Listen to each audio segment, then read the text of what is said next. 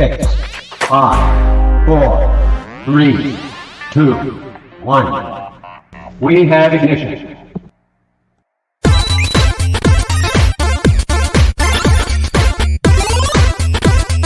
The Geek Week in Review.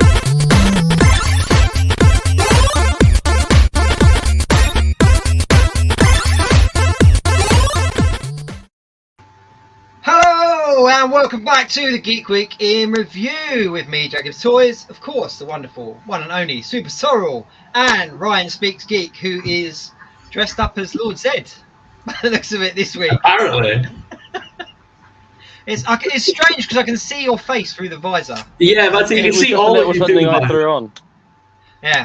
That's anyway, because we thank you. both have giant heads. So Of course you do, of course you do. Thank you very much, everyone, for tuning in. As always, check out geekweekinreview.co.uk for all the social links and all the rest of it. Do check us out on various different social platforms. Yeah, so what are we, week 74? Week 74. Wow. 74. Week 74, which means we've been doing this for 74 Half a lot. weeks. Far too long, far too long.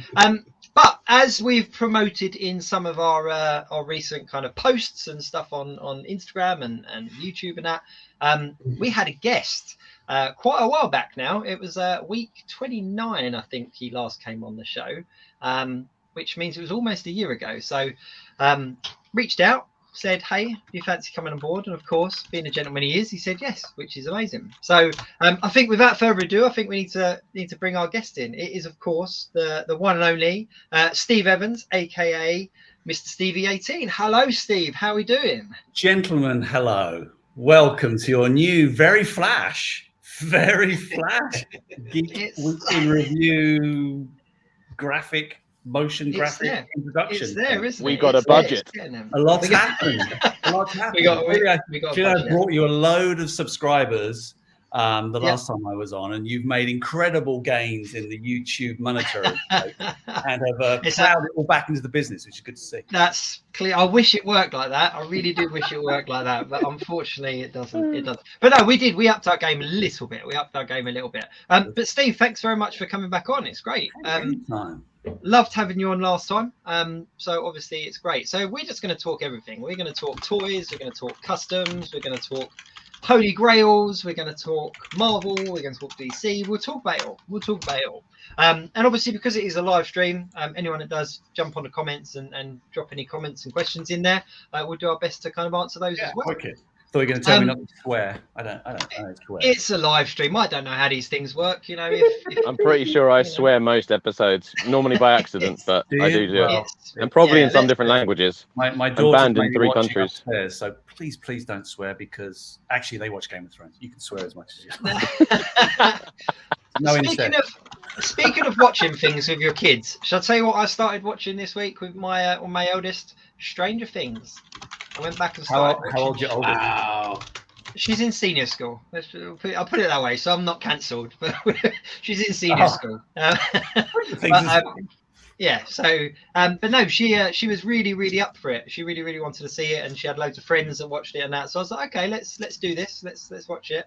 She got through the first couple of episodes, so I'm quite impressed. Cool. I do love a bit of Strange Things. I watch it with my 2 girls. When season 4 came out, you know, they split into 2 halves. So kind of we watched the first half over a course of a number of days, I think over a weekend. But then when the second half came in, I think it was July 1st, I want to say. Yeah. We got up at 3 a.m.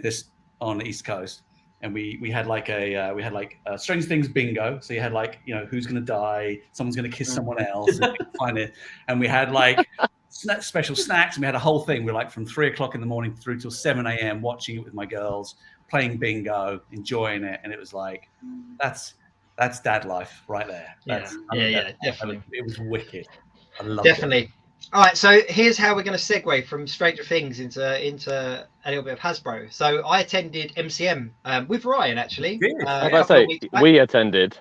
Yeah. Ryan came along. Ryan, were you allowed to walk next to him, or did you have to be like 10 paces behind him? No, you know what? I had to wear a T-shirt that said, "I'm definitely not with Jacob's Toys." No, the funniest thing was, all right, Ryan, is we're walking along, and obviously we had our funky little press passes, which was really cool. It was quite cool to have a press pass for a convention. And Ryan was like, "Let me carry a tripod or something." So it looks like I should have this press pass. You know what I mean? Yeah. So yeah. But my segue. So while we were there, we met up with a load of the guys that were down. So we saw Dan, we saw Patrick, and we saw Emily, and we did a nice chat with Emily, did a nice interview with Emily, and we talked G.I. Joe and Dungeons and Dragons. And one of the questions I put to her, I've not actually posted the interview yet, it's going to go out next week. And one of the questions I put to her was, are you ever going to cross over Dungeons and Dragons with Stranger Things? Like, come on, we need that crossover. And she was like, well, you know, we never know, but licenses and all that kind of stuff. But I'll let you watch the interview to see what she exactly said. But I was just kind of like, it would be an amazing crossover, wouldn't it? Like, you know, since Dungeons and Dragons are on the up and up, especially with all the merchandise and that, to see a crossover would be incredible. But that would be wicked.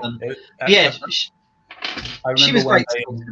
When they sort of said, "Oh, we've got a new movie coming. We're gonna delve back into D&D again." Like, I was working on some other stuff, and I was like, "Oh, great." And this is about a year or so ago, and I was like, "Are we going to do the animation? Are we going to do the cartoon? Like, come on!" And they were like, I was speaking to Jonah Navaji, who I used to work with on Star Wars. He was running D&D marketing, and he's like, "Yeah, we are." And I was like, "Thank God, yes!" I was like, "I want some of those." So I've been waiting for like a year and a bit to talk D&D cartoons. I did love it. They look great as well. They were on display at MCM, and you know, being transparent, when I saw the original kind of promo images, I was kind of like, oh, I've waited so long for these. I don't know if they've met my expectation. Yeah. When I saw them in the flesh, if that's the right term, but when I saw them in the cabinets, I was like, okay, I've got the budget for this. Like, you know, they look brilliant. They really do. And they're a lot bigger than I thought they were. They're a lot larger than I thought they were. So I need to clear the space. They're 6-inch scale, right? They're not like more than that. We haven't done a McFarlane and done a 7.6 inch figure or something like that. They fit him. I'm looking forward to it. The headline tomorrow: Hasbro throws shade at McFarlane. No, totally entitled to do whatever scale he wants to, as we are.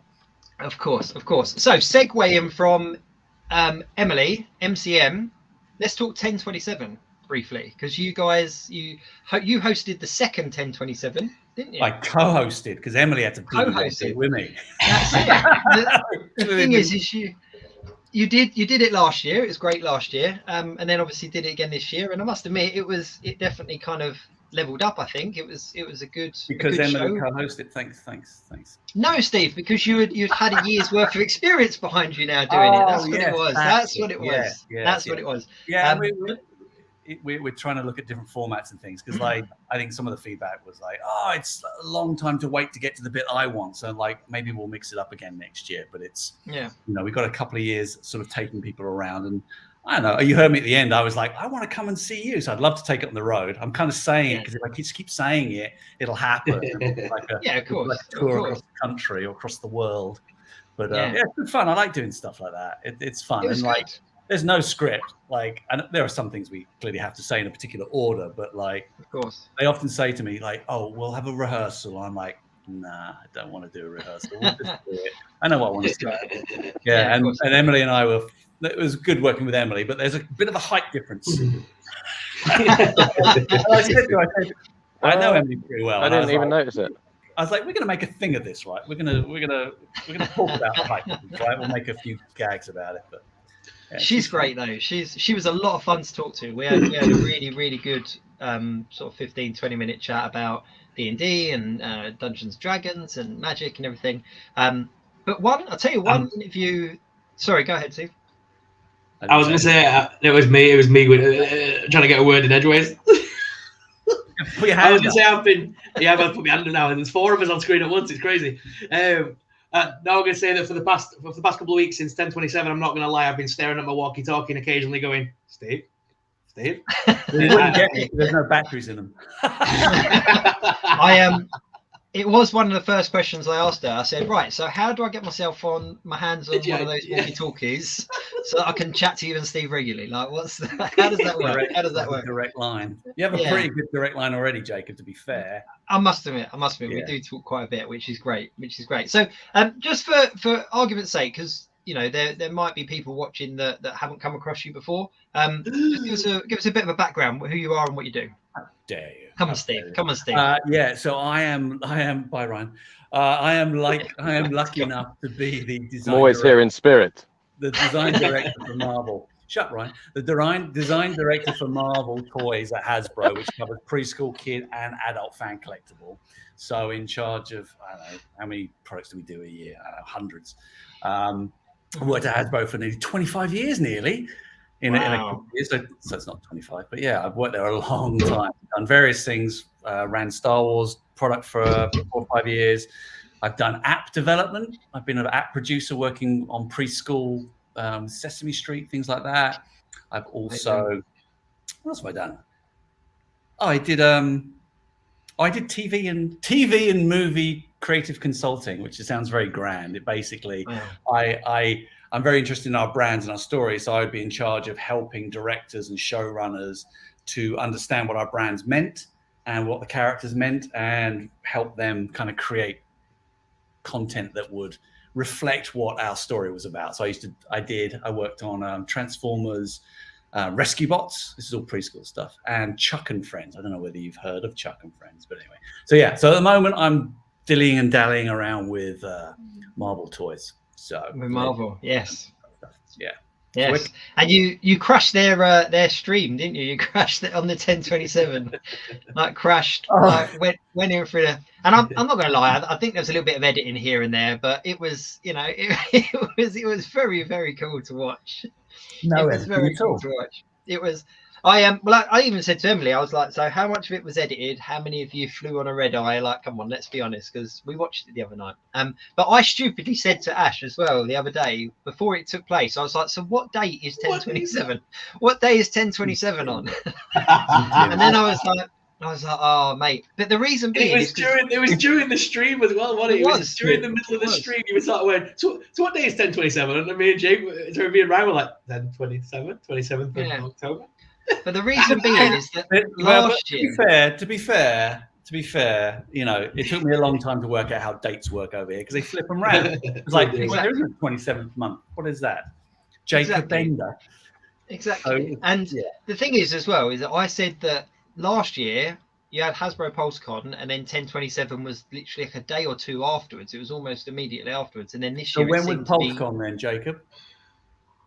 PulseCon. What date was that then? If it was 2 days before 1027. A few weeks ago. Yeah. No, the original one. It was 1025, wasn't it? If it's 2 days before. Anyway, carry on. I'm sorry. I'm blowing up. I'm blowing up your run. Don't test me. But I must admit, Steve, one of the cool things about you is obviously you really do come across as you're a fan, you're a toy collector, you know, you're a customizer now. Like you do it all, and I think that's what's really cool. So talking about your Instagram account, because you've just hit the big 1.5, the 15K followers, which is really awesome. But one thing I really like about your Instagram account is that you have almost like you've got your own little sort of sub shows. Ryan said hello in the chat and then dropped off the stream. Thanks, Ryan. So, I don't know. Already. He'll be back. You've got a nice little kind of array of kind of shows and areas that you cover. So you have like your toy fan talent and your toy tales. Did I say that one right? Yes, I think so. The whole let them breathe thing as well. Yeah. And recently as well, you do like the holiday giveaways, don't you, and the competitions and stuff, which I think is really cool. As a fellow collector, it's really nice to see somebody else that gives so much to the community. So yeah, so that's why we got you on, just to talk toys. I mean those. Instagram is a big. It's just gonna sound so sad. It's a really big part of my life, Instagram, because I don't have many friends, and it really connects me with people who I feel a connection with, apart from Ryan. And you know, and it's like, who doesn't know what he wants to do with that Falcon figure at the back? What is that? Is you mixed Falcon with Cap America there, or have you? Oh yeah, this is. I actually made a custom. This is because you sent me a Falcon. I came second place competition with a guy. Yeah, so I had a spare Captain America, so I made my own Captain Falcon.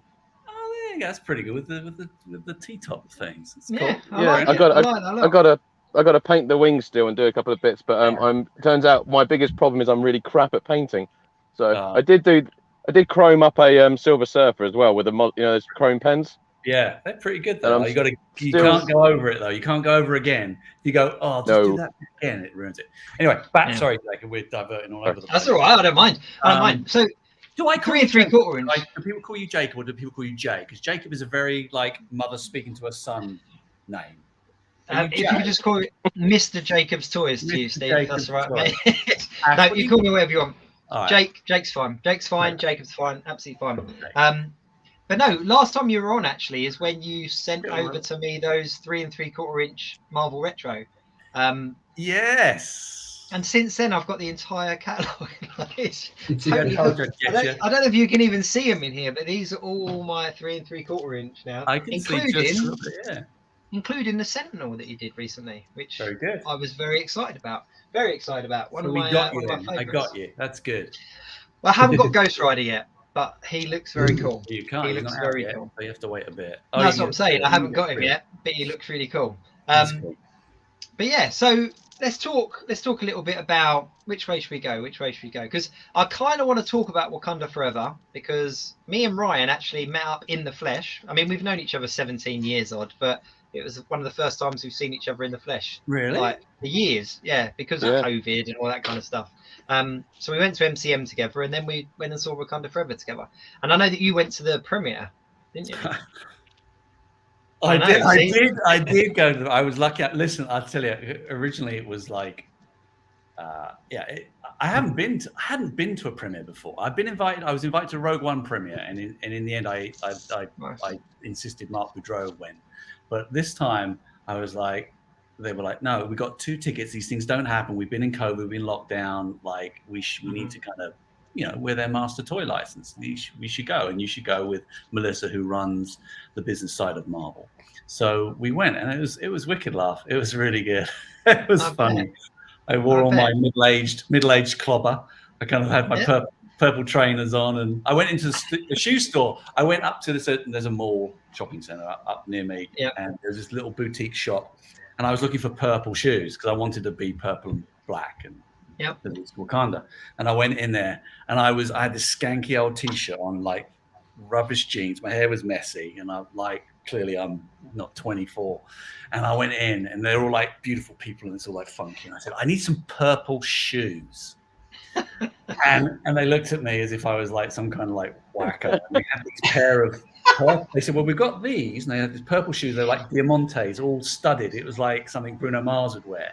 And I was like, it might be a bit too ostentatious for me. And then they showed me the shoes I got, which is those big high top purple ones with gold buckles, which doesn't sound ostentatious at all.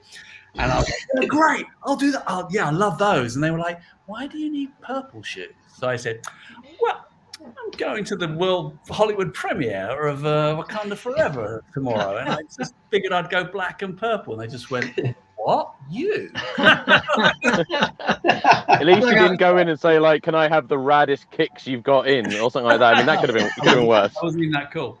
So that's like a proper pretty woman moment for you there. Pretty woman moment. Huge mistake. Huge. And I got loads of people. I walked out of the hotel, and first person that walked past went, I won't do the accent. They were like, man, I love your shoes. They're wicked.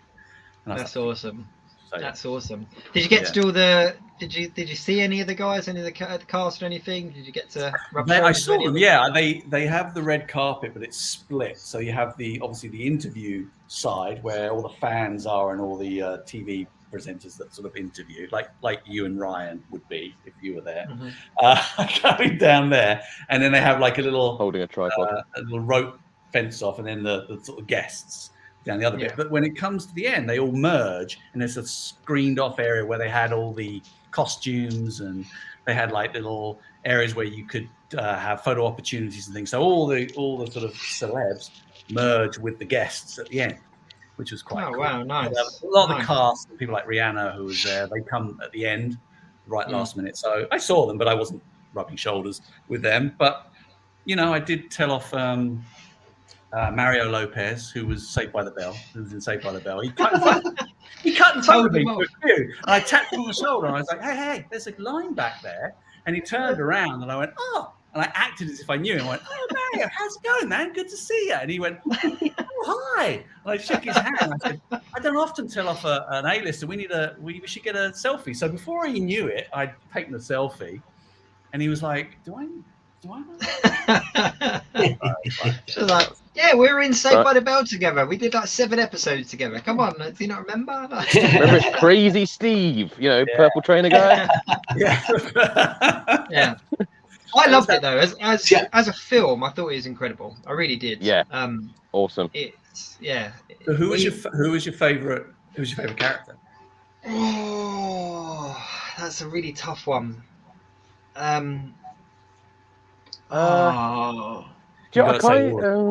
No, I actually was going to say can we do a spoiler alert? I think we'll do a quick spoiler alert because we're going to talk Wakanda. We won't talk about it for ages. We'll just talk about it briefly. But Namor for me was up there. Was definitely up there. I thought that the way that they changed a lot from like the comic books, but made it very much its own, if that makes sense.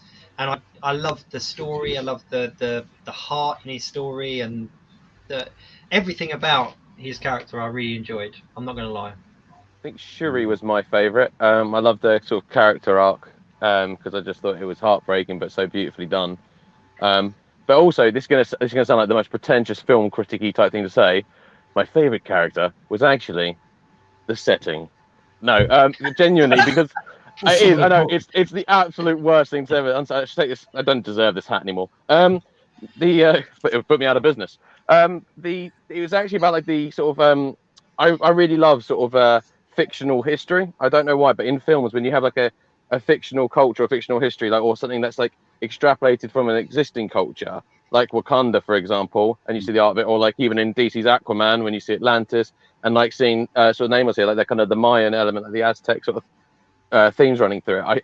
I find that whole world bit just fascinating. It's like with Avatar, like these worlds and this.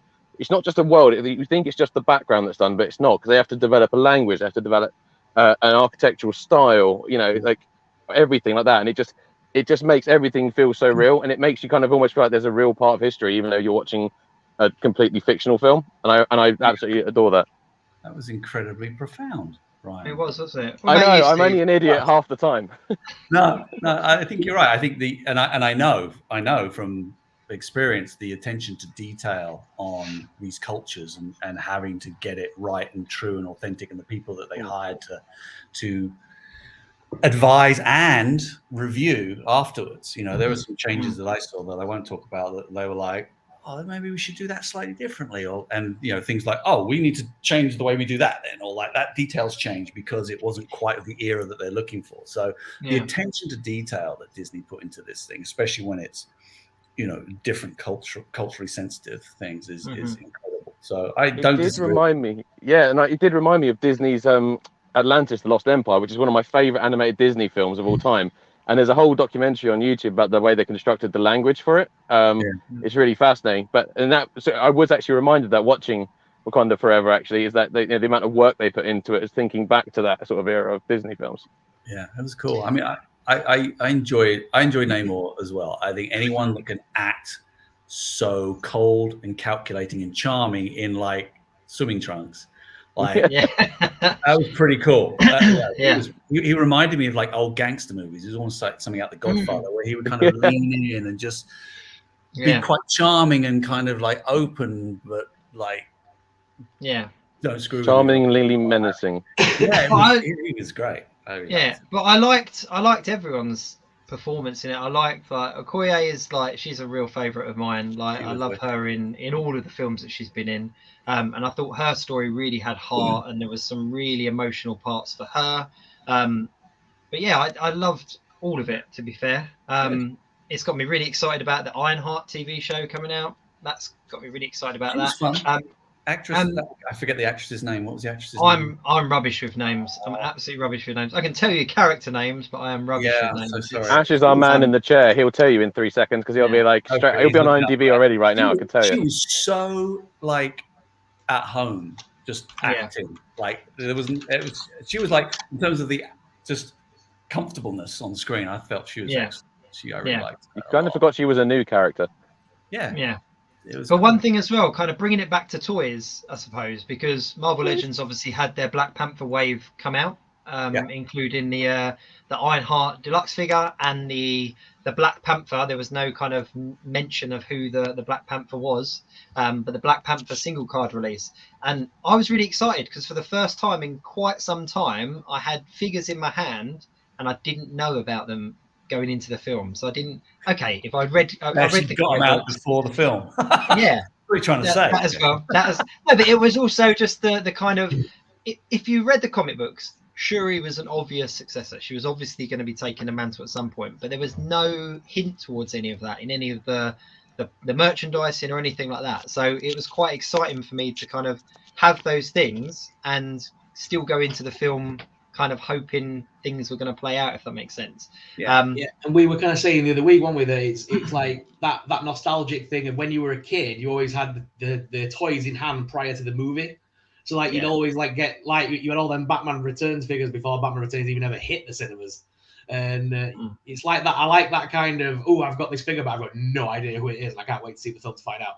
It doesn't happen that much nowadays. It doesn't now. It only happened with Panther because they kept moving back. Clearly, usually we're doing it at the same time as them. We're making it and we're running parallel, and they can get editing and get it out before we can. So it doesn't often work that way. Obviously, we've got stuff for kids out for Spider-Verse. Across the Spider-Verse out now because that keeps moving back. We managed to keep the Legend stuff until nearer the time. So you might get that experience again with the Legend stuff. Hope so. I think regarding the film and the toys, though, the biggest kind of exciting bit for me was the Atuma Build-A-Figure, because the detail on that figure was fantastic. It's one of my favorite Build-A-Figures this year. Cool. And I think I even said on like the review I did on it was that I really hope he's got a significant part. That needs to catch up. It needs to catch up. Mine's already in a cabinet, but the detail on it, and I was like, I really hope that he has a significant part in the film, because there have been Build-A-Figures and figures that have been put out before based on concept art and stuff, and their part in the movie has always ended up being a lot smaller than perhaps what the promo images and whatnot kind of suggest. But Atuma had a really good part, and it made me very excited for his potential. It can lead to some really interesting things sometimes. So Ash, you mentioned about having the Batman Returns figures before.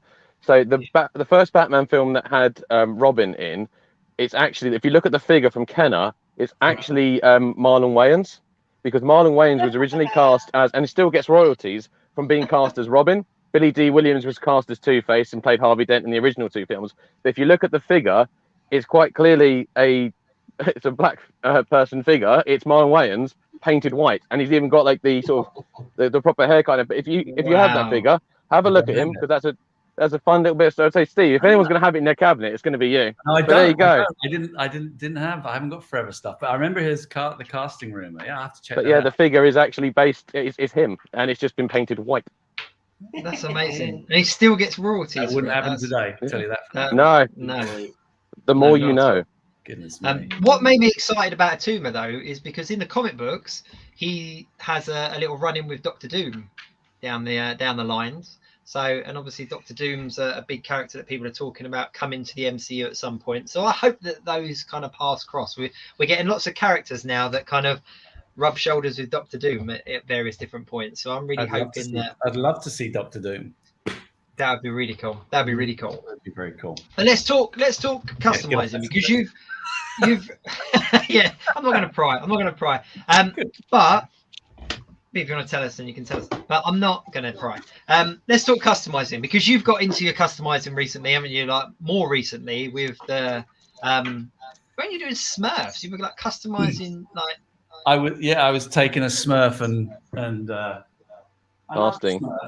I kind of got into Smurfs, and then I was just casting one or molding and then casting, and I thought, well, I'll use the Glios system and kind of have it so you can take all the arms and heads off, so I can actually kind of articulate it. Didn't turn out very well, but that's not the point. It's just sort of trying out. But yeah, I'm enjoying it. I've been taking notes on your Stormtrooper casting, because that has been a long sort of thing I'm meant to be trying to get round to doing at some point. I was like, I don't even know where to start. And then you started putting videos up, and I was like, that's where I'll start. So this one worked better because this is now I'm going to break it now. So this uses, so it's all inset molding. So originally I had like pieces of Lego that I was kind of drilling holes and sticking it in, and they were locking together nicely. But then at the crotch, they're narrower, so I had to start cutting things in half. And in the end, I was just like, I'm just going to inset mold all the little, I can't hold it very close because it'll go out of focus, all the little nubs. So this is all just cast. And to many people that are watching, they're going, yeah, of course you just cast it. But I didn't know anything about it. So I just kind of, I don't know, I just worked it out and followed some people online. And it's not perfect, but it's very therapeutic. I think that's the best thing. It's just very satisfying and it's very informative though, because like I said, I like a bit like you, I didn't know where to start, so I did try and looking up, and then some of the videos are a bit sort of too technical or only showing like the successes or the finished results. So like it actually generally has been really useful looking at your sort of resin casting sort of process and things like that, and like knowing about the different resin, and you actually show what you're using. But it's cool though, because it's something I definitely want to have a go at. Now I'm just going to follow you and just not make the mistakes you made at the beginning. Yeah, and I like to show all my mistakes as well, because that's the bit. And I show it all because I forget it, so I have to go back and like watch my own videos to learn. Oh yeah, I did it differently that time. That's why the views are so high. Yeah, it's just me on different on different accounts. But it's like, I mean, like anything, I don't know what you guys are like, but anything I do, I hate almost immediately afterwards. So I look at that and I go, that is awful. Oh my God. I just want to get into 3D. I just want to be able to get my ZBrush and do it, and then have a printer where I can print it out and everything fits exactly right. It's all like crisp and clean and even. But so this is a bit too rudimentary. So I'm kind of already eager to do ZBrush, but that's a big. Yeah, I really want to get a 3D printer. That's kind of been on my list of things to get for about 12 months now. I really want you to get a 3D printer as well, because I've got a long list of things I want done. I know, and that's the thing. Like, I said to my wife, I was like, right, I'm going to get a 3D printer. She was like, oh, why is that? And I was like, well, you know, like with the casting and the customizing and that, well, with a 3D printer, I could like print things. And she was like, all right, that's cool. Like what size? And I was like, oh, you can do like any size. And I showed her a video of somebody that had 3D printed an entire Iron Man suit, and she said no. She was like, is that why you want the Iron Man suit? Is that why you want it? Small. Do you want it to 3D print yourself an Iron Man suit? I was like, yeah, no, that's not what I want it for at all. But it's definitely a step that I want to take, because it just to be in a day and like live in this day and age where we can print things at home, you know, like accessories and things like that, is just, you know, it makes sense, makes perfect sense. So what have you got on the cards for customizing next? Have you got anything on the cards? Well, I'm doing my John Hammond Kenner Jurassic Park 1993, where I've taken, again, you're not going to get good. So I've got the body. I've had this body for years. It's Grandpa Max from Ben 10, long time ago. And I've sort of taken him apart so I can paint him properly. I have used the Lego connection system on this because he's wide enough. And then I grabbed a head of Friar Tuck. Oh, from the Gamorrean Guard remold. Yeah, from Robin Hood Prince of Thieves 91, Kenner. And he actually fits together quite well. Oh my God, that's weirdly good. Paint his beard white and hair, and then I'm gonna grab. I've got an old Alan Grant head which I lobotomized. I'm gonna drill in that so I can get a hat on there. I got to work out how to do the glasses. Now, theoretically, I looked back at my Kenner Kent, and they're just like pipe. They're really rudimentary. So I'm like, all right, how do I make it so it's not too good? Like, do I pipe in almost glue, like Gorilla Glue, and just like pipe it and let it set and then paint it to do the glasses? Because I don't want ones with lenses in, because that's not how you would do it in 93. So that's the bit I find the most satisfying, is how to do it bad enough to look like it was in the 70s, 80s, or 90s. Because I could, I've got, advertised. What about painted fuse wire? I've got one of those, but I don't want to use his. I don't want to use his glasses because they're too good. So that's what I'm doing tomorrow. So I got a day off tomorrow. I'm going to do all that tomorrow. I'm going to get rid of the articulation and fill it with milliput. So it's 5-point articulation. So because I got Jurassic Park and I got a few bits there, and I was like, they didn't do Hammond. And I know why they didn't do Hammond. He wasn't particularly heroic, but I was like, hey, we got General Nadine, so they didn't stop him making like Nedry heroic. So like, well, my biggest question actually is going to be: so is John Hammond going to be film accurate, or is he going to be proper kind of Jurassic Park? Is he going to be like fluorescent yellow trousers, a camouflage face? You know, just all that kind of weird stuff they used to do back in the good old days. It's a good point. Now, see, I don't know now. So See, that's a great thing, though. None of the kind of Jurassic Park figures look like who they were meant to look like at all. No, Well, Malcolm did, and that was it. And maybe Ellie. I'm looking at them now. Yeah, I don't know. Oh, damn it! Now I don't know what to do. I'm sorry, man. Sorry. It's just I got to ask these questions. No, I'm going to make him accurate. You're going to start painting, and it's going to be chaos. I might make his. I don't know. I might make his hat like bright yellow or something. I don't know. Or you just use your casting method and do a second, and then print that in the obscure card. All I can guarantee is that once I've finished it and I look at it, I'll go, I hate that. Move on. Fair enough. I actually haven't done much customizing for a while. Actually, I've done one custom, but I can't show you it because it's part of a Secret Santa. So I do like I'm part of a group that's doing like a secret custom swap. So it's really cool. I'm not much into my customizing. I'm getting good at kit bashing nowadays. That's the same thing. That's customized. Yeah. It counts. I actually like it because you're guaranteed it to kind of it works easier. Yeah. Jacob, have I shown you my Spider-Man Noir yet? Maybe not. I don't think so. Spider-Man Noir. Am I showing you my custom Spider Noir? Oh right. Ooh, nice. So it's the new version of the head on the old body, and it's the cape I've used, or the jacket I've used is from the Michael Morbius 90s Toy Biz figure, Nice. with the head that span. It fit nicely. It was like swishy enough at the back, but wasn't ridiculously long. Because in the comics, it wasn't a full trench coat. It only went to his legs. So yeah, I like that. There you go. And you wouldn't see that. It looks great. Like, how do you kind of pick holes in that? You can't really. Whereas if you molded it, you get a funny insert thing. I've got this. I loved the new version of the Spider Noir that Hasbro made, but I preferred the old body. But I liked the new head. So it was so I put them together myself. Damn it! Just I tried that, but then I ended up breaking it. Show me that Bob. Oh my god, that's brilliant. This is by a guy called Roger Wayman, like T-Dot, and I've got one where it's like an R2, like a power droid as well. But he makes all these things like the black. I mean, it's two of my favorite things: the black hole and vintage Star Wars in one glorious. But he's casted molded this, but it's all fully articulated and everything, and it feels. Who was that? It's so good. It's Roger Wayman, but he goes under T-Dot, TEE full stop DOT on Instagram. If not, I'll link you up later. But yeah, I've got that, and I've got the. I'm not waiting for you. I've got the power droid somewhere. Steve's like, I'm not waiting, mate. I'm looking it up now. Actually, do you know what? There is actually a full review available on Ryan Speaks Geek's YouTube channel. It's one of only 3 or 4 videos. But and he did see that one at the power droid. But it's even got the little. Ridiculous. It's even got a rubber stopper in the top. Yeah, send me his link because the one I'm typing in clearly isn't right. But yeah, brilliant. They're brilliant. I love things like that. I love little mashups or little nuanced kind of like, this is what it would be. Like there's a guy, Custom Weaver. Toy Weaver. Pro Customs. Customs. Yeah, Gary. Yeah, the Tron. Tron stuff. Oh my god. Yeah. It's just I want it so badly. Now, well, here's the thing. So I look at it and go, that's amazing.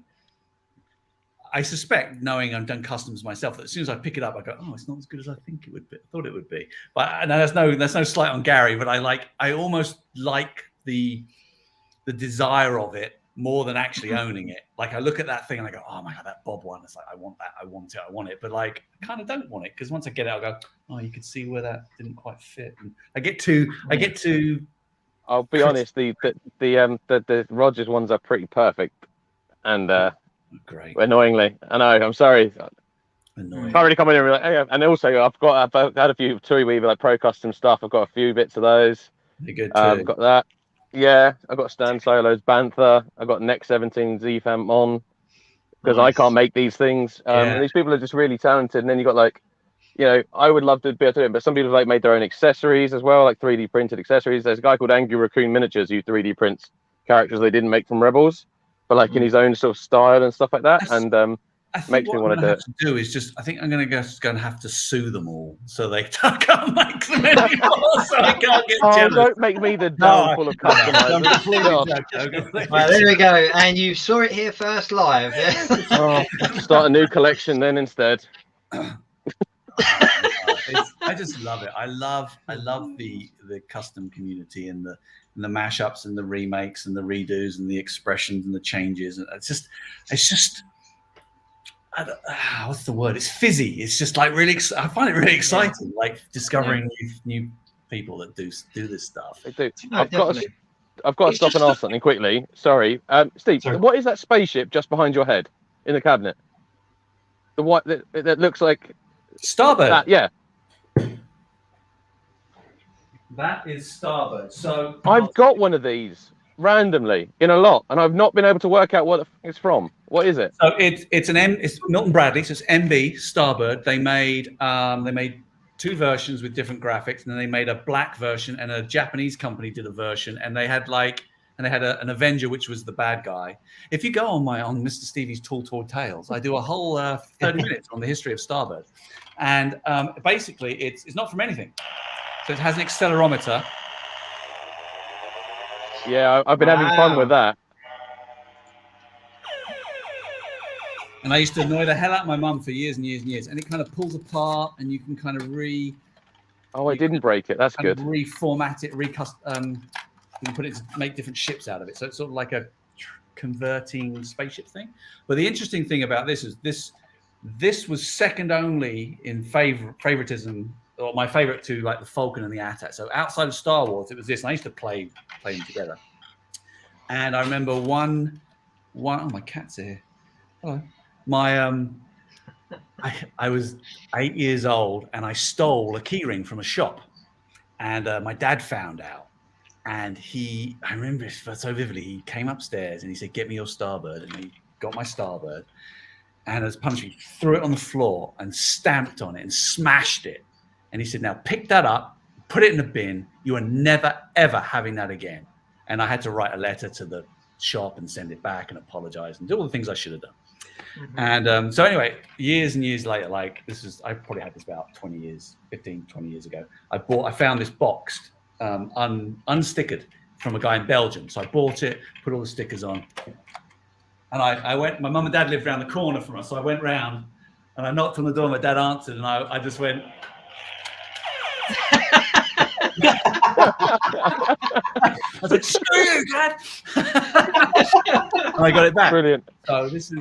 I couldn't work out what it was from. I got it I got a boot sale lot. You know when you go around the boots and you find a box of things, and you're like, there's a bit of Star Wars. It was mainly robotics, that kind of construction thing from the 80s, which bit 3 3/4 inch figures. Do you two remember that? Yeah. Yeah, I remember So that. it was all the robotic stuff, and then that had that in it, and I've been trying to work out what it is, and now I know. It's Starbird. Starbird. And this was the other thing I had with it. Sorry, I'm going on. This. I used to play with this at the same time because white plastic was clearly big in 1983, and I don't know if this has got batteries in. Oh, it has. Oh. So I used to annoy my mum out to death with this. I have been looking for this for like 30 years. I started collecting 30 odd years ago, and it's not a brand. I can't even tell you who made it. But on eBay I had white laser pistol 80s in my saved searches for. I've been on eBay for 21 years. Yeah, 2001 I think I started, and I got this last year or the year before. Wow. So it's like it's totally random stuff. But as soon as you find it's still immaculately white as well, though, isn't it? It's like normally like white stuff goes like quite yellowy over time, but that's still. Nice. Normally hydrogen peroxide time by now. I like buying all the loose stuff, but it has to be good. It has to be minty. That stops me buying too much, you see, because like I'm after all loose stuff, but I have it's got to be really high quality loose, which is obviously difficult to get. So it stops me buying too much. Because if I bought carded everything, I could just go and buy it because I can get good carded stuff all the time. So yeah. One figure line that I've recently been on a bit of a nostalgic kick with. Do you remember Pirates of Darkwater? Yeah. Do you remember that cartoon? Yeah. Wow. So I had a lot of those figures. because I think there was like a guy on the market, like East Street Market where we lived, and he'd clearly got a load off the back of a lorry somewhere because they were all on there. Like, and so I had the whole setup and then got into the cartoon, and I don't even know what happened to them. And randomly one popped up on like an eBay search, and I was like, oh, I forgot all about these. And now saved in my basket, I've got sellers that have got like all of them, and I'm like, oh, do I do it? Do I not? Like, you got to get them back. yeah, it's I do remember it. Really random cartoon. It was on about the same time as Mysterious Cities of Gold. Do you remember that one? Oh God, yes, the Aztec type one. Yeah. Oh yeah, we're going back to that. Yeah, it was. I don't think they did a toy line. I'd buy a toy line of that. I'd buy a toy line of Dogtanian and the Three Musket Hounds as well. That's what I'd buy. Oh, my wife loves that still. She still sings that theme song. No, for me, see, I was born in 1990, so my favourite ones that were like underrated, I think, were Mighty Max. It was one of the best educational TV shows ever, and one of the best little micro play sets. Adventures in Your Pocket. Then you had Mummies Alive. Oh yeah, which was a great one. Street Sharks. Yeah. Street Sharks. That's like Vin Diesel doing the old little video. Oh, Ash has got a Street Shark. I've got two of them. I've got two so far. I've got two. Street Sharks. There's a big resurgence on Street Sharks. I'm noticing around. I'm seeing a lot more people talk about that, and we're hitting that. I'm gonna sound so old. We're hitting that your gen, Ryan, where it's like, oh, the 90s and the 2000s are cool. Like 2000s now are getting really cool. Oh, and yours. Yeah, I'm the oldest one here. Look at this. As old as Jacob. You're the youngest. Youngest one here, and look at this. I know. Well, I just gel mine to make it look like. That's a cool ball behind there. I've just grown my. You've cut all your hair, Steve. You grew it really long for a while, and then it's all gone short again. My wife was like, I really don't like it. That's what my wife tells me all the time. Oh, wow. So I wanted to try and be Bill Bailey, but she wouldn't. My wife wouldn't let me. But I started to look like the Top Gear guy. What's his name? Oh man, James May. James May. I really like. I'd love to be able to host and present like James May. My hair was starting to look like James May, and I was like really pleased. I was like, I kind of look like James May. I met him once. He did filming at our high school, and we got to meet him. He was really nice. My sister though, it was about because my school was Chelmsford Valley High School in Broomfield, and they got made into an engineering college, so they call status or whatever. So they filmed a bit of one of his shows there. I think it was one of his ones about like old toys, something like that. I think it's about Meccano maybe. Did a segment that used our school. But anyway, so between things, but this is what my sister said to him. So he was up there. We snuck out of class and hid in one of the tech cupboards until it was all done, and we could sneak out. Got loads of trouble, totally worth it. My sister said to him, I know who you are. And he's like, you don't know who I am. And my sister went, yeah, you're the one who always loses on Top Gear. I was like, Laura, why would you say that? Thankfully, he was just like, oh, well, at least I try. You know, I said, oh, thanks, sis. I really appreciate that for that glorious moment. No, he's cool. He's a cool guy. He knows so much. Like he's a real geek lord. Where he's like, he knows about Meccano. He did the air fixing. I've seen all the toy stuff, but yeah, Lego house. He knows languages. He's a fascinating guy. I really enjoy him. That's cool. But yeah, so my head's been cut. Let's talk about your giveaway, because you're giving away like the characters from the Galactus HasLab, aren't you? Like, yes. You haven't drawn a winner yet, have you? Yes, I have. Yes, I have. Have you? Did I miss it? Watch my account. Yes, I gave it away. I missed that one. I thought it was actually you, Jake, but because you didn't answer, he's given it to someone else. You lost it. Yeah, no, it's gone to this. It's gone to Charlie, who is EIC04, something like that. I don't know. It's fascinating when you do giveaways and you actually look at people's handles and you see new ones. Because I always see the same ones over and over again. And there's some strange handles. There's some. Do they call them handles now? I'm sounding very BJ in the bed. Do they have handles? and like some of them you can't say. And it's like, how do I bloody say this? So but yeah, he won it. Yeah, Morgan Nova. That's really cool. I always like to give things away, and it's like I clearly I know who Galactus is, but I wasn't aware of all his heralds, and I got to keep this same. So I was like, I don't really need these two. I like him with Silver Surfer. They're the ones I like, and I was like, I'll give them away. Yeah. If you wanted to give away your sail barge, I'd give that a good home. That's never going. Maybe when I get. No, actually, I couldn't give that away. That's pretty no, Ryan even asked me to ask Patrick if we were ever going to get a chance to get it again. Because it was just so unfair. We just didn't get a chance to get it in the UK. And I just think it's criminal that we didn't get the chance. And I think since the moulding's already been paid for, I don't think it's unreasonable to go, let's just do like a mini HasLab thing. Go, look, we've got 2,000 available for European market. You have to go through this European HasLab site. The moulding's already paid for. It's there. Don't have to have all the extras that came with it on. It's just to give the people in Europe a chance. Meant to be about everyone. Everyone should play together. They would riot. But why would they riot? People are still selling it for $2,000. I can't afford $2,000 on a sale bar. It is difficult because we did make it available to certain markets through Zavvi and places like that, but it wasn't. We obviously didn't have the UK. I should know what it's called. Hasbro Pulse. We didn't have Hasbro Pulse set up at that point. So I'm sorry, Ryan. I was just too quick for him. I was ahead of my time. That's it. I'm not angry, Steve. I'm disappointed. Maybe they will. Who knows? I've told them no because I instigated HasLab and I did it with Joe Navaji. I was like, that's the reason HasLab exists because we were like, how are we going to make?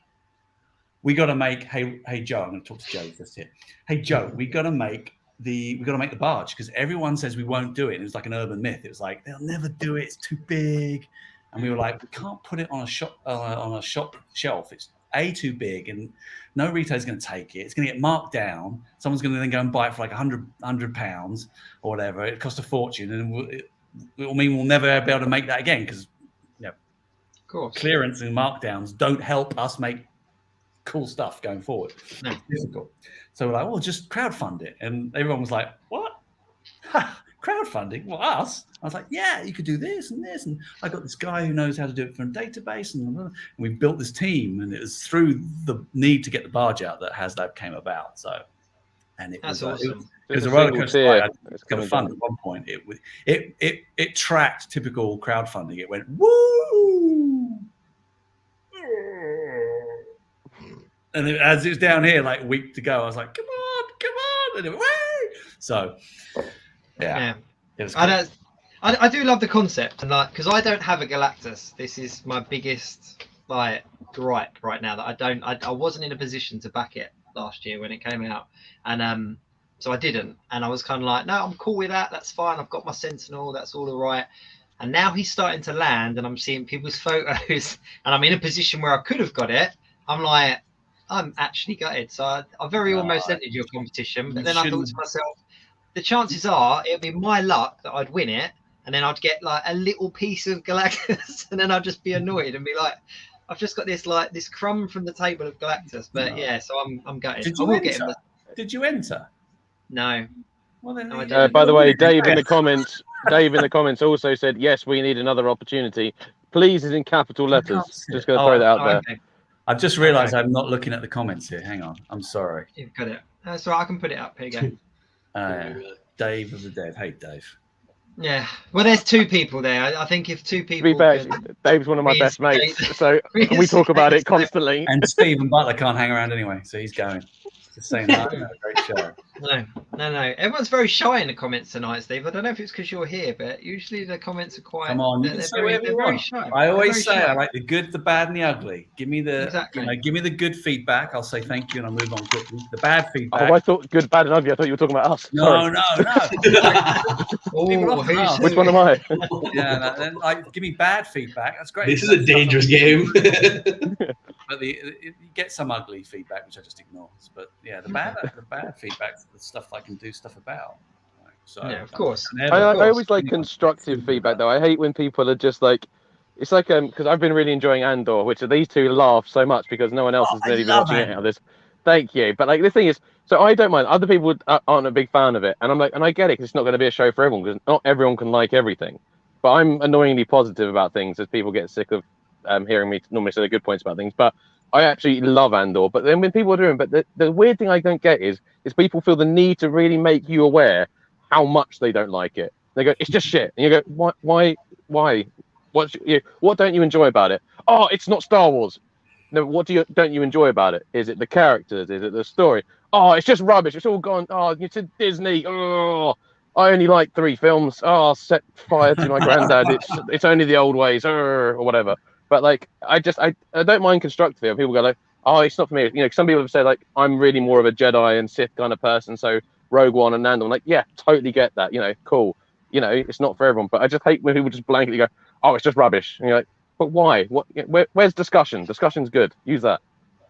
Sorry, I rant a lot, and then these two Listen, just stare at me for about 3 seconds. My argument every time, I love all Star Wars property. I really do. I loved the Tales of the Jedi animation recently. I thought that was brilliant. I loved the Visions, which was totally different. But my reason for not watching Andor at the moment is because I need to watch it in a bigger chunk. So I need to have 2 or 3 episodes to sit down and kind of just go through them all at once, almost like a mini Rogue One every time, so that I can kind of stay with it. It's for me, it's too much of a slow burn to watch each week. But watching it in chunks, I'm really enjoying it. I almost cried at the episode just gone. I haven't seen that yet. If I just say to Steve, Andy Serkis. Yeah. What was his name? Yeah. I forget his name now. Tino? What was his character's name? Tino or something like that? I can't remember now. Andy Serkis, yeah, he was good. The bit I liked was when he said he couldn't swim, and everyone's pushing past. He kind of like smiled. He like smiled to himself. He's like, oh god, which I love things like that. I love it. Like I love when people are about to die and they smile. Like, yeah. Speaking of feedback, you know, you like good, bad, ugly, and all the rest of it. Oh god, brace yourself. No, I'm gonna tactfully go through this. Obviously, Steve's never coming back, Jacob. No. Steve knows me. I'm not going to do this. Marvel had a HasLab recently, and that went the way that it went. People were divided. Yep. But one thing that you did on your Instagram afterwards was put up a poll of what kind of things people would like and what kind of price would they like it at, to see what the community said. Was there a general theme there, or would that be giving away too much? I don't want to give the results, because then it feels like it's a vote, which it wasn't. It's just me saying, "Oh, what do you reckon?" I'm in a community. Why wouldn't I ask the question? it's like the most obvious thing in the world. But there weren't any big surprises to me. That's the top 3 or 4 were things that we've all thought about and are looking at and evaluating. So there was no big kind of like, oh, idiots, what? There were quite a few in the middle ground that were like, oh, that's interesting. I didn't know that was. I didn't know that character was that popular. But and it's not a poll of like thousands of people, but it's all very useful. Like that's the social media aspect is so useful on a day-to-day basis. Go on. Was there anything really obscure, like really out there, that was just like, what? Really? No? Why weren't the wheels made from a real tire manufacturer? No. See, I'm not shy. I put Fing Fang Foom as mine. I'd love to see that in the future. Yeah, I've said that to numerous people that I've spoke to. Big Fing Fang Foom would be an awesome one. A retro collection would be. Yeah, I just thought it was really cool. I thought it was a really cool way of kind of putting it out there and sort of saying, okay, what do you want? What would you like? And I thought that was really, so hats off to you for kind of putting that one out there. Always good to bend the rules a little bit. My suggestion was Fing Fang Foom. Ash, speak. Sorry. I've always kind of said like, put your hand up, Ash. It always feels like that since the HasLab things come out, that it seems like it's always got to be something bigger. And it doesn't have to be, I don't think. I think like someone like myself who's big into the sort of like monsters and the sort of bigger figures of Marvel, if they were to do a wave of figures as a HasLab, it doesn't have to be a vehicle. It doesn't have to be something spectacular. Just a crowd-funded project for those of us that would like that set of figures that wouldn't sell necessarily at retail. Yeah. So like sometimes there are some of the characters like from Doctor Strange's sort of world, say, that might not necessarily make it to a shelf due to them being more demonic characters or whatever. Those could be something that could be a crowd-funded project that only the people buying them in the crowdfunding world would going to get, rather than putting them on a shop shelf. Yeah, that's just my totally. And the HasLab's origins is about that. It's not always about most expensive or large. It's about what couldn't what would fans find difficult to get at retail? And that can be obscurity as well. I don't think we've necessarily gone into that so much in terms of waves of figures, but it's certainly been looked at and discussed. And like, you know, I could argue, well, the engine of vengeance wasn't massive, you know, it wasn't huge. So I think with HasLab, it's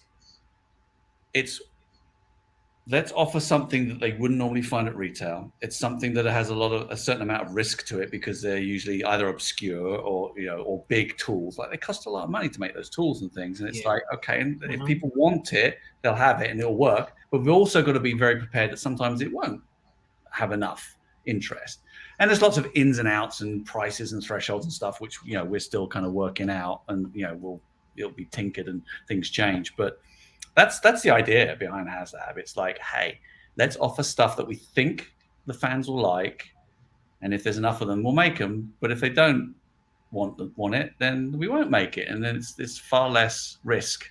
And but look, 1 second, Ryan. But the if you put them out to retail and they go to clearance, that damages the community. In my mind, it damages the community because it's like it might be good. You go, I can get it for $50, but like, for the manufacturer, that's like, okay, we're not doing that again. Yeah, never risk it. It's funny. It's go on, Ryan. I was going to segue on from Steve there, but it's the last little bit from the HasLab element thing.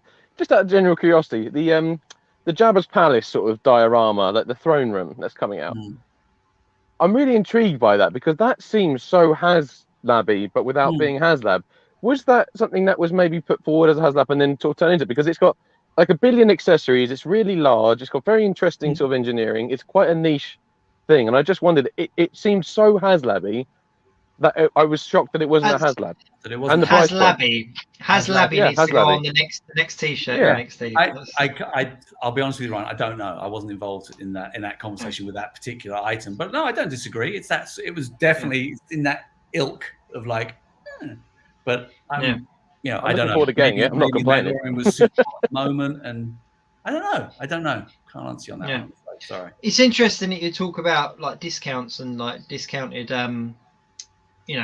discounted figures and how that obviously damages things moving forward and stuff. Because over here in the UK, we've seen some real kind of dips and waves recently. Like some stores discounting like Legends and GI Joes and stuff down to like £6.50, like, and pretty recent ones as well. But it's kind of like I've been collecting a long time, and it's great to see something on sale. But then you kind of go, oh, that's not good. I'd rather pay that little bit extra. But you know, I always pre-order my retro collection figures. I want that wave to go on forever. And it's like I can't even really speak about that because it's like. I'm not intelligent enough to understand how the business, the ins and outs, and supply and demand, and retail, and because I've seen stuff that go out, and I'm like, why is that on markdown? It's like it's because there's markdown to get rid of it, but it's also, I believe, markdown to bring people in, and it's like which side of the coin are we looking at from a retail point of view? And I don't know. So it's odd, and I'm sure their madness as well, but I don't. It is really random as well, and like being the sort of.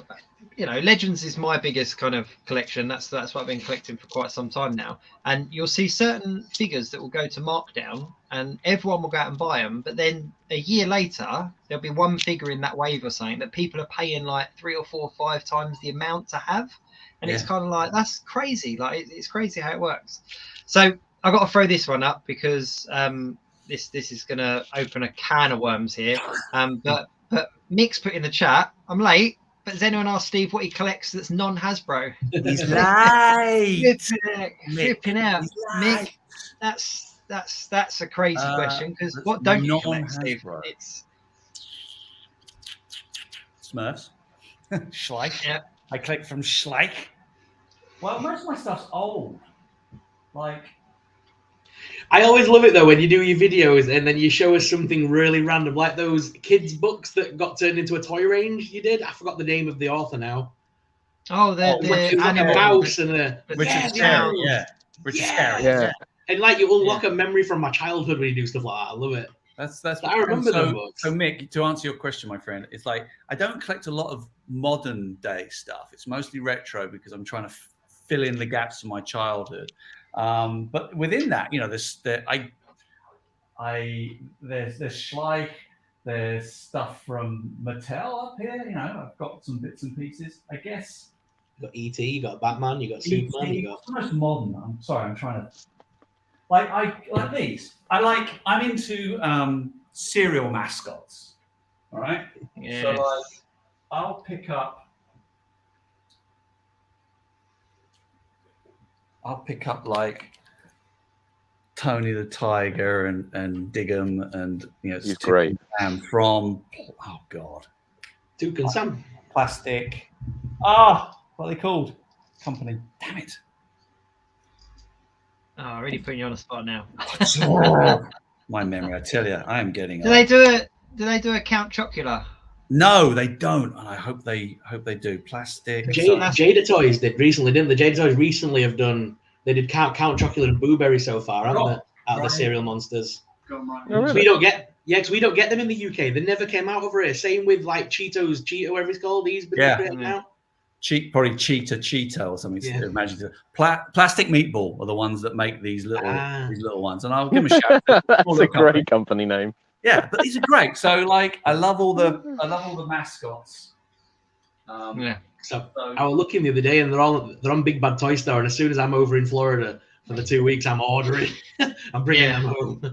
Getting them. I've got something on pre-order with a company for the is it Fleischmann animated, the Superman. It's like a 3 3/4 inch Superman Lois Lane. I think Mezco make it, like super cool. But that's been on pre-order for like 2 years. I think it's going to turn up. So there are other companies, but a lot of the stuff is retro and old. Oh, wicked. What about any random non sort of toy related things? Because I really like advertising, but like from things I like. Like Right, that sounds like the boringest. No, I really like advertising. No, because I get stuff like that. Or no, we get the mix. That's cool. I like the cereal. I've got a from Woolworths. Oh, Woolworths. Yeah, I like food packaging myself. Fruit Loops. Yeah. So I these boring people that just throw away their packaging. I went to America in 1983. I went to America. I saw Star Wars when I was 5, 78 in California, and I went to Florida with my mum and dad in 1983. Yes, and that's where I discovered Fruit Loops. I remember walking down the aisle and seeing all this cereal, going, it ain't like home, it's not like Weetabix and cornflakes and brown flakes and Rice Krispies that were kind of interesting but quite boring. When you've got like Fruit Loops, Count Chocula, Frankenberry, Lucky Charms, I was just like amazed. And I remember buying a pack of this, and just the smell of it, like there's nothing in there, but like the smell of Fruit Loops is just like, it takes me back to when I was 10 years old. So anyway, I've been looking for this Fruit Loops box, and it had to be from 1983. So this is like, I in my mind, this was sitting on the shelf. This was the one that I discovered Fruit Loops. Yeah. So I like packaging as well. Yeah, they mocked me until you whacked out a cereal box, and then the laughter stopped. Notice that. And then I picked up these yesterday. I don't know. These have been on my I saw that your cards. Are they stickers or are they cards? They're stickers, but they're stickers on cards, so they're quite thick. But I got them on eBay for like, a steal, and the chap had obviously looked after them. He's got them in a sleeve. Wow. In a sleeve, and they're super like, they just feel like really nice. They haven't warped, they haven't discolored. I kind of feel there's a let them breathe type saying in here, like, come on, be quick and make them stick or something. I don't know. Should I do that? Should I stick them all on my cupboard? Stick them all on something. Oh, just be quick and make them stick. That's your new one. You couldn't. That's so weird. Just be quick and make them. No, I can't do that. Ryan, stop it. You've changed, man. I watched you rip a figure apart on live stream before. Well, I'm going to make Ash go, woo, again.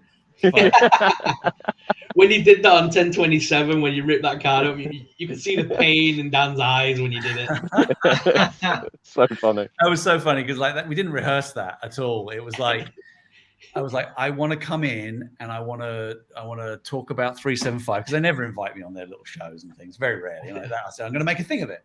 I'm just going to come in and I'm just going to be fast and furious because I got to go and do another segment. So like, I don't know, I'm not going to tell you what I'm going to do. I'm just going to do stuff. And he's like, okay, Steve. So yeah, there's a general. That was genuine. They were like, afterwards, they're like, what the hell was that? And then the stream glitched at the Ghost Rider bit out of all times. It's the main thing I watched for. I was so excited. Yeah. We lost. I was like, oh, so I love that guy. I can't wait for that Ghost Rider. Yeah, does it cool. What are you eating, Ryan? Is that a lolly? Oh no, it's a Transformer. Transformer, Ryan. Yeah. No, actually, my mate. Well, because my mate Pete, me, Dave of the Dead, and our other friend went to this. They do this thing in Southend where it's £5, and you get to play these unlimited arcade machines. Like they're all unlocked, so they haven't got like the coins. Like you have to put the coins in. Like free play for like 2.5 hours solid. So we just go there, like, and it's awesome. But one of the prizes behind the counter for tickets was a Transformers. Like it's an ice cream that transforms, and Pete got me one. But it's just you know me, I always have to be holding something, and so this was the nearest thing to me. So I just started not an official holding Transformers, though, clearly. Oh no, it was this is a Transmorpher. It's completely different. Yeah, Magnumtron or something. Like. Super action ice cream robot. You know, this is legit. Very good. Yeah, nice. Yeah, see what I did there. It melts away crime. No, I've started dipping my toe in different lines. To be fair, I've got a few different things that are kind of spreading my collection out a little bit because like Marvel Legends is that's my, you know, always has been. It's been my big fan kind of base. But yeah, more recently been kind of crossing over to other things, which is really cool.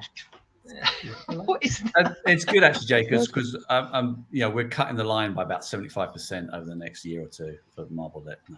I was like, whoa, Steve. Can we get a playback and see the exact moment when Jake's heart broke? Because I just. Right, but it's nice that you had a channel alert last year, Jacob. Yeah. Diversify. I need to start diversifying. No, I am doing more. I tell you what, I got recently, which were really cool. I'm gonna have to show you these. Because look at these little bad boys. Been watching this on Netflix. Oh yeah. Cobra Kai. Yeah, my son absolutely loves it. So I was like, right, well, there's an action figure for Cobra Kai. So we do a crossover. We do a collab. Power Rangers and Power Rangers. Power Rangers. Everyone's doing a collab with Cobra Kai, granted, but yeah. And they didn't do the easiest option possible for it, and I'm upset by it. It's like I said it would have been the perfect time to give us the powered down Power Rangers. So like have Tommy and Jason fighting the kids from Cobra Kai in a karate tournament in Angel Grove. That's the perfect story. Yeah. And then we could have got the powered down versions of the Power Rangers to go with the Mighty Morphin. Story for another day. So here's a Power Rangers weird story. I met Skull from Power Rangers. What's his name? Oh, Jason, yeah, I remember Jason Navi. Seeing that on your story. I was giving a talk at a university, and this guy comes out of the audience. He goes, "Hey, you should make a action figure out of me." And I was like, "Should I?" And he was like, "Yeah. I'm Skull from Power Rangers. Might watch Power Rangers." I was like, "Are you?" And yeah. I was like, "Shit, you are. Oh yeah, you are." He was like teaching. So my cat's going crazy. He's the lecturer, professor of theatre there. So yeah, that's amazing. That is really cool. That is fair. A Bulk and Skull 2-pack would be amazing. Yeah, that would be a lot of fun. That would be a lot of fun. But yeah, no, I'm not crossing over. But yeah, it's funny, isn't it? How like collecting works. Like for me, it's like my kids now are at the age where, like both of my boys are at the age where they enjoy my collections and they enjoy the figures. So whenever I get a delivery now, they have to help me open them and go through them all and that kind of stuff. Like you can't have kids and be a collector and not let the two cross over, in my opinion. There are certain things they're not allowed to touch. They're the ones on the top shelf. They can't reach those. But it's things like when deliveries come, like when those Cobra Kai figures turned up, it was kind of like, we went through them all and played around with them for a little while. So I can safely say that most of my figures have been played with to some extent, because that's what they're there for, aren't they? Yeah. And you're teaching your kids to be the next generation of collectors. You know, that's very important. I don't like the attitude of like, well, it's just for me, everyone else can get lost. It's like, that's not fun. Like, it's just for me, I love it, and here I'm going to pass it on. Maybe you'll love it too, and maybe you'll love something else. And it's just because it doesn't matter what you collect, and I'm going to get not political, but I'm going to go on my soapbox. It doesn't matter what you collect. It doesn't matter what brand or what story or what scale, whether it's 375 or 6-inch or 12-inch, whatever. It's like, that's not what it's about. Collecting is a fundamental human need of I call it the ABCs. You know, the achievement. Like, I can get what I want to get. I can be successful at getting what I want to get. Belonging, community, and control. Like, in today's age of like, I don't know what's happening. I don't know what the price of electricity is going to be tomorrow. I don't know whether I'm going to get food. I don't know whether I'm going to fall over with a heart attack. Like, at least our little worlds of collection is like, we're like the gods. And control. I control. No one else controls what I put there or see or enjoy. So I think, you know, there's fundamentals to collecting that people, I think, sometimes overskin too much with particular stories or scales and things. Whereas when you drill down, it's the same. It's just the same. It's a fundamental human need. Yeah. I love it. That's all we got time for today. Thanks, guys, for watching. And that was the moral of the story. But no, it is interesting, isn't it? Because when I first started collecting, so yeah, I've gone through this loads of time, but it's the comic books into the physical representations. That's how it was. Not having a huge amount of money when I was younger and not being able to get things, to being able to afford things now.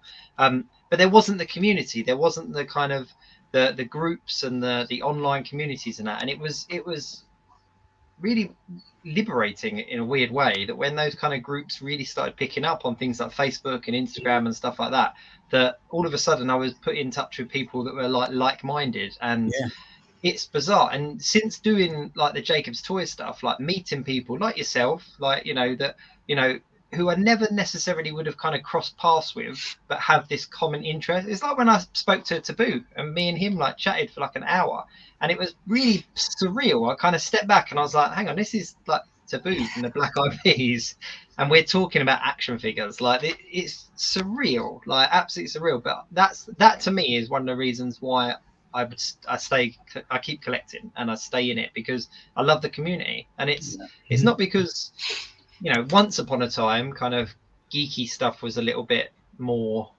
you kind of kept it to yourself and you didn't really kind of tell your friends and that kind of stuff. But nowadays it's kind of like you wear it on your sleeve. You can go into a supermarket and get a t-shirt with, Thor on the front or something like that, and so for me, it's very much about the community. The community is the big part of that.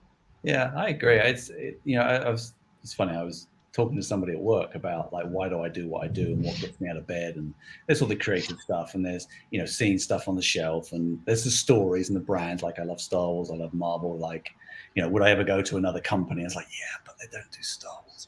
There are other people that do it, but I'm like, no, I'm kind of. And it's maybe it's maturity. I don't know, but it's like, it is. It's not even the people I work with. I love them all, but it's like, it's the community. I'm like, I kind of dig this. Yeah. I was like, I couldn't. Like, I have people at work that go and do a job somewhere else. One of my good friends went and worked somewhere else. I was like, are you mad? Like, what? You're giving up this for this? It's what gets me up in the morning, and I spend a lot of time. I probably spend 10 to 15% of my working hours online, just talking, sharing, listening, and it's a huge part of my working life. I get paid for. I don't know whether they know I spend 10 to 15% of my work. I was going to say, I think next most time he's on the show, be Steve, formerly of Hasbro, and it's worth it. It's absolutely worth it, because I think it's so important. I think most of us spend 15 to 20% of our working day online, but we're supposed to. That's bad now. That's good. Yeah, but it's that's fine. I don't. If my corporate overlords are listening, I don't. Listen, I honestly, I honestly don't think I would have ever been able to get through lockdown without this community, to be brutally honest. Like, this community really helped. Like, when we couldn't see people in the real world, it was like you guys talking online and doing the stuff we do with the, all the customizing, sending figures back and forth to each other when Toys R Us were shut. And you know what I mean? It was all that kind of stuff that, like, really bolstered this community a lot, I think. It brought the best out of people. Yeah. It was the... Go on, Steve. I was going to say, you get... It's very heartening when you see, if tragedy happens or someone passes away, how the community rallies around. And it's so cliche, but it isn't, because you get a lot of trolls, you get a lot of people that bad mouth you or whatever, or have disagreements, and you're going to get that in any walk of life. You're going to get that sort of extremes both ends. But like the general group, the general family of this community is like, they really put out the stops for each other, whether it's financial or time. Like Ashley's saying, like, oh, I'm here. I'm at this Smith's, whatever. I can't. I've even forgotten what the shops are now in England. I've got it here. I can get it for you. I'll get it for you, and I'll post it to you. Yeah, just give me the postage, and we're good. Like, yeah. But I'm just heartened that people do stuff like that still. Because you get the impression that we live in this horrible world where no one does anything for anyone, but it's not bad. No, not at all. I must admit, speaking of lockdown, like one of the things that I enjoyed most was the Marvel live streams, because that kind of really was born out of kind of lockdown and everything. And I remember beforehand you would wait for the conventions to roll around and there'd be the panel or there'd be the reveals and stuff, and I know that still happens now. And at MCM we sat in on the Hasbro panel, but having those kind of live streams, it really became like quite an exciting part. It was that and the Prime Minister's address every day. That was they were the two things to look forward to. We came out top. But it was like you wouldn't believe. Yeah, but it was really fun, and it really kind of created the community element. And as I said, I mean, speaking to somebody like Ryan over at Hasbro, like speaking to him on Instagram, not you, Ryan, the other Ryan, but speaking to him about somebody else and speaking to the other person about something else, and it's really weird how these communities really do kind of extend such a huge amount. And it's just fun. It's just really cool to kind of see so many like-minded people out there, and that collecting is a cool thing to do now. Like, it's huge. It was crazy. During that time, I'll never forget when that parcel dropped on my doorstep, and I had that Mastermind figure that I could not tell anybody about, and I had it like for 3 days on my person. It's like, I have this Marvel Legend and nobody else has. I'm still just really happy I've got a Turbo Man doll. That's my. I live in an age where one of my favorite Christmas films of all time growing up, and I actually have my very own Turbo Man. Like, that's like one of my. Now, did they? I know they reissued it recently. Is that the one you've got, or did they have it originally? They had it originally. When was that movie? One company did do a small version. I think one company did a small amount, but this is Tiger. It was Tiger that did the original. And then this is Funko have done. Yeah, Funko reissued the Tiger one, didn't they? I haven't opened it yet, which is terrible of me. This is the longest I've not opened something, but I'm waiting for Christmas because I want to put it under my Christmas tree in the box, just for one Christmas, just one Christmas. That's it. I'm going to come and steal it from your house. I'm going to come and steal it from your house, and we can have a whole kind of back and forth, like trying to get it back, and we'll down. We'll reimagine the Jingle All the Way film. I love that. But yeah, and that is. So anyone got any holy grails? Anyone got anything they're really chasing at the moment? Let's end the show. I would love my holy grail is and the thing is, it's stupidly obtainable, but it's just I don't have the money for it, and it's actually a set of things, and it's the animated droids and Ewoks figure line, and the three sort of individual scout vehicles that they did right at the end of vintage Star Wars, like the Imperial Scout Sniper, the one-man skiff, and the I can't remember what the Rebel one is, but there was like 3 of those, and the entire animated droids and Ewoks line. I've got some, but they're just so hard to get hold of. Can't get that just flicks. To complete my vintage lineup. Got to get that flicks. Got to get my flicks that's on. cool. That's cool. They're nice. I look at those because I've obviously got all the other Star Wars, and I purposely stop myself. I look at it, and I sometimes look. I particularly like the R2 from the droids, just the color scheme, colorways. I've got that, and the C-3PO. I kind of like that, but if I get that, then I'm in. So I try not to touch it. But I'm still after Knickerbocker's 1978 Lord of the Rings line. I've got Aragorn and Gollum. Ooh, I that's a good one. I need Sam, Frodo, Ringwraith, and Gandalf. But they're like, again, loose because there's no way I can afford them. Yeah, look at him. There's no way I can afford it carded. But like Gandalf's like $600. Wow. Ringwraith's like $800, probably more. But they've got to be nice. And Gandalf out of the pack gets chipped. His paint is terrible. So it's really high. And his beard yellows really, really quickly. So that's probably my biggest one that I've been chasing a while. Wow. What about you, Sorrel? Have you got anything you're chasing at the moment? Well, I'm almost done with 2 episodes of a thing I'm doing for next year for my channel, which is I'm making the toys that made me, basically. Nice. A biggie take of toys that made me, and they're not necessarily hard figures to find, but the toys that like I remember as a kid and I want back to have on a shelf. And so like at the moment I'm in the middle of hunting down. Do you remember the Batman figures that were like Batman as a Viking and Two-Face as a pirate and with like a spinnable? Yeah. It was at the very end of the Kenner line. Such a good line. Yeah. So I'm after like the most obscure random pieces of Batman history, and that's what I'm working on at the minute. I actually haven't got one at the moment. I can't think of something that I'm really desperate for. Then you should make it the same as Sorrel's, and then if you get it, then you give it to him. That's fair enough. Actually, community. Yeah. Community. You know what? Cheers. A toy line that I would like to get again is the Brave Star figures. Do you remember the Brave Star figures? Yeah. That's something I would like to have the full collection of, because I had those as a kid and absolutely loved them. You're into weird cartoons. Brave Star and Pirates of Darkwater. You were like 4th tier cartoon lover. Steve, we did not have like cable. We didn't have like, it was.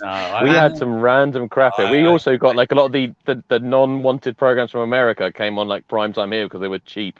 So like it was like they had to pay America like 5p for them so they could show them as much as they want here. No. So I'll tell you what. If there's one toy line, and you'll quite like this because it's not 6-inch, it's more retro size. I'm listening. If I could get them, and I'd have to get them all, and I'm trying to think about your kind of, they need to be in good condition, and it would be the Visionaries. Do you remember Visionaries? Ooh, the holograms. If I could get Visionaries because of the holograms, but a lot of the ones that I've seen, the holograms have either been taken off or stuck back on or missing completely. Yeah. But if I could get a set of those, not carded, but in good condition, that'd be a lot of fun. And it was a large line as well. They did vehicles and all sorts. Big. So I was in the executive offices last week, and they have, I think I'm right in saying they have the original artwork of the Visionary packs painted. I think that's right. They have these paintings, little blister card size paintings of the Visionary. I have to look it up. I don't have Visionary. I remember seeing those, but I do remember there's a cabinet with all those weird and wacky Batman I want to say waxes. I don't know if they were waxes or whether they were like first shots just in this cabinet. Nice. They have these cabinets. Maybe I'll smash it and nick you one. No, I won't. That'll do. Good luck denying that when they watch it back for evidence. But Aaron used to work on that a lot, and he often talks about that. But, I just think if I went down the route of collecting things from my childhood, I would end up with another room this size. Like it's hard keeping up with you at the moment. It's hard to keep up with what's going on. I've literally got like 2 boxes of figures that I haven't even opened yet, which is insane. Yeah. That's why I think it's important to have your rule set. You got to be disciplined. Otherwise, I have a very strict sort of parameters. Yeah, the worst thing I can think is like, and I'd hate it, like if you got yourself into trouble, financial trouble or relationship trouble, like if you get too deep. Like you gotta, it could be a passion, not an obsession. It's like there's a line there where it's like, you gotta be good enough to go. No, that's okay. 100%. And it's funny because they're two of the kind of questions that a lot of, I don't want to say new collectors, but a lot of the time I get asked is, you know, how do you keep this from your significant other or your friend, or when I've got like a box of like 2 waves of figures turning up or something like, oh, how do you keep that secret from your wife or whatever? I'm like, well, the easy answer is don't. It's be open with it all. And also as well is that finding the money. But I think that, like you say, as long as bills are paid and as long as everything's, don't get yourself into trouble with it, because otherwise it loses its enjoyment. Like they have to be an extension of what you do, not the be all and end of. I always tell my wife when I get stuff, because I'll walk in and be like, oh, look, I finally got a man from Star Wars. She's like, good for you. Like she's got like, bless. She I don't know how she puts up with me, but I'll have some really obscure things sometimes. But I always tell her, like, there's no way I'm going to hide it. I'll tell you the exact moment that my wife lost interest in my collecting, and it was the Age of Apocalypse wave, I think, with the Sugar Man builder figure. And I was sat there on the. What the hell is that? Yeah, I was sat there on the sofa next to her. We were watching telly. I was opening up the figures. I was like, "Oh, this is cool." Putting my builder figure pieces on a tray, ready to build it. And I put it together, and the look on my face must have been something of like achievement, because I was like, "Yes." She was like, "What the is that?" And I was like, "It's Sugar Man." She was like, "You sad. And I was sat there with you have my pity. He was a strange little man with multiple arms, and I was sat there just holding it, going, "This is glorious." Like she's like, "What is that?" I'm like, "This is amazing." Yeah. So since then, we don't really talk about my figures. They're just another box is here. You know that bit from Big Bang Theory where Sheldon's moving out and Amy's helping him make a list of everything he owns, and he's going like, it's a 1993 Batman, whatever. She's like, children's toy. That is my wife. She's just like, another children's toy. Like, this is like a 1994 something, children's toy. That is not what I was expecting Sugar Man to look like. That's terrifying. What is that? Yeah, that's Sugar Man. Mate, that's you need to read Nightmares. That's like the Mad Balls cartoon came alive and grew arms.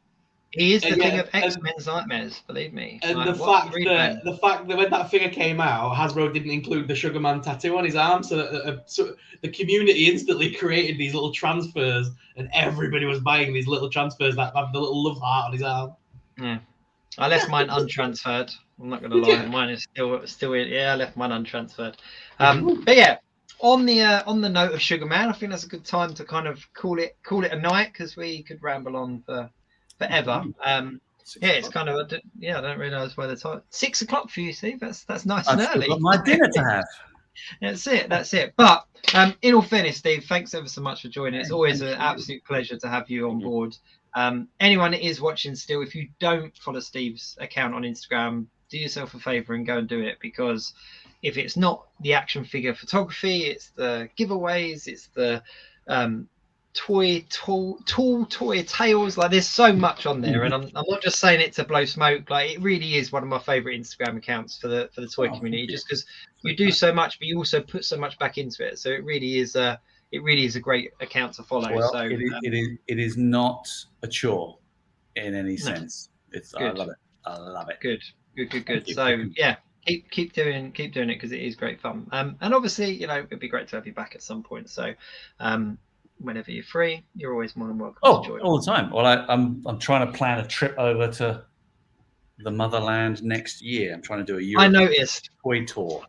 I did notice. You let me know. Let me know when you come live. Where are you living? Me and Jake are in Chelmsford. We're down. Yeah. Wow. Yeah. And Ash is not much. I'm in Winterfell. I'm up in Winterfell. Ash is literally like where are you, Bolton? You can like your Bolton. Leeds area. Leeds. Leeds. Yeah. That's a bit further. Yeah. But Chelmsford, I brought up in Colchester, so I have a lot of my friends. Yeah, Colchester's. Yeah. So when you're over, let us know, because we'll definitely we can jump in a car and come see you. I got like there's about 8 of us next year, all turning 50. So. Wow. Are you not? Yeah, I still look the oldest one here. That is so unfair. Yeah. Are you not making it over for celebration or anything, Steve, next year? My plan is to come over in April, do some 50th birthday shenanigans, hit celebration if I can, and then zip across, do some things like this, zip across to Paris. I want to do Parc Asterix. I want to do Disneyland Paris. Awesome. I want to head north to Brussels and do the Smurf and Asterix kind of museum, the Moof Museum. Yes, the one I sent you, with all the Yes. details on it. Yeah, wonderful. Zoom So across good. through Germany. There's some people in there that I know through this community that I could hang out with. Denmark, do the Lego house they have. And then there's a guy I know up in Norway who's a big Smurf collector that is a fascinating chap. He's just north of Oslo in Norway. Amazing. And fly home, maybe Bruges or something. I don't know. My wife my wife looked at me yesterday and goes, "When are you doing this?" And I was like, "Hey, it's my 50th." And she's like, "Am I coming?" I'm like, "No, you're not." Well, interestingly enough, I'm going to be in Disneyland Paris in April. So if I don't see you over here, I might even see you in Disneyland. The stars are aligning. Yeah, it is. But one way or another, next year we will definitely face to face. Definitely. Yeah. When you're over this way. Because obviously MCM is 100%. happening again end of May. It's around that time. Yeah, they have a mid-year. Can I take a month off? What do you reckon? A month tour, that'd be wicked. I reckon so. Right. But Steve, listen, it really has been a blast. Thank you ever so much. Thank you. You know, I'd say we'll speak soon, but we will. So I'll probably like tomorrow, probably. All right. Yeah. All right. See everyone on that. Mick Spectre. That's a great name. That's a wicked name. Mick Spectre. Yeah. Good night. Good guy. Yeah. All right. But no, thanks very much, Steve. We're going to sign off now. It has been a lot of fun. And yeah, till next week. Get lost. You be geek. No, see, like Ryan always tries to say my bit. Till next week, keep it geek. You be geek. God.